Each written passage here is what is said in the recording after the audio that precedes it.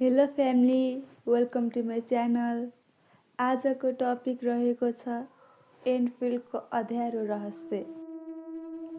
सन् 1973 अक्टोबर अमेरिकाको इलाइनोस राज्यको सानो सहर एन्फिल्ड। रातको अँध्यारोमा गाउँ वरिपरि अचम्मको शान्ति छायो, तर त्यो शान्ति अचानक भङ्ग भयो। जेफ्री कोक्स आफ्नो घरको झ्यालबाट बाहिर हेर्दै थियो। अचानक बत्तीको उज्यालोमा केही चलायमान भयो। दुई खुट्टा हिँड्ने लामो हात र रातो आँखाहरू झिलिमिली गर्दै चम्किने प्राणी जङ्गलबाट निस्किरहेका थिए। जेफ्रीको रगत जम्यो। यो कुनै साधारण जनावर जस्तो त थिएन। उसको शरीर रातो काला झैँ देखिन्थ्यो र हावा काट्दै घातक आवाजहरू निकाल्दै थियो।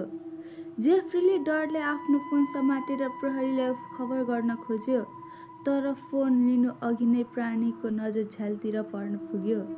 प्राणीले अचानक हात फैलायो र अँध्यारोमा गायब भयो। त्यो रात गाउँभरि मानिसहरू जागे।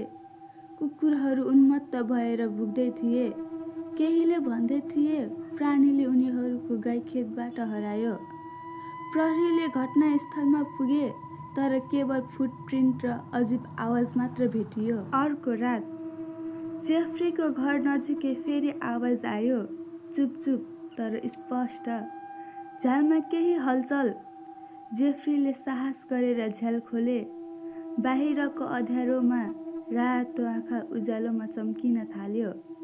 प्राणी एकदमै नजिक थियो।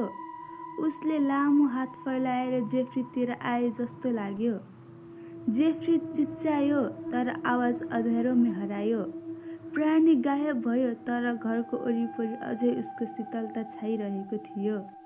अर्को दिन बिहान गाउँलेहरूले जङ्गलमा अचम्मको निशान भेटे।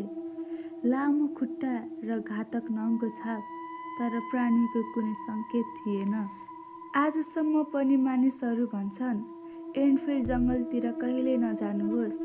यदि तपाईँ त्यसको आँखामा पर्नुभयो भने तपाईँ कहिल्यै फर्कन सक्नुहुन्न। के यो राक्षस केवल एउटा डरावनी कथा मात्र हो, कि अझै पनि त्यहाँ छ, अँध्यारोमा घुमिरहेको छ?